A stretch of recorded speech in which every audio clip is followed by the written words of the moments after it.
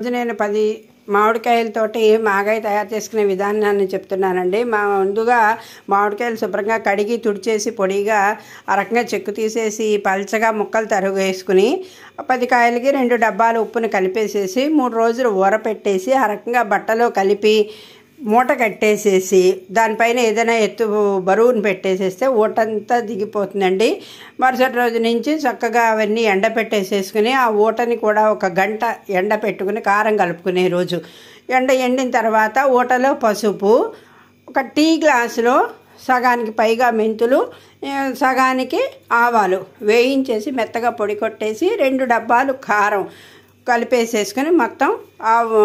వేరుశనగ నూనె కానీ మనకి పప్పు నూనె కానీ నువ్వుల నూనె కానీ మన ఇష్టం ఏ నూనె అయితే ఆ నూనెని కాచి అందులో ఆవాలు, ఎండుమిరపకాయలు, ఇంగువ వేసి చల్లారిన తర్వాత అందులో కలుపుకుంటే గుమగుమలాడే మాగాయి రెడీ.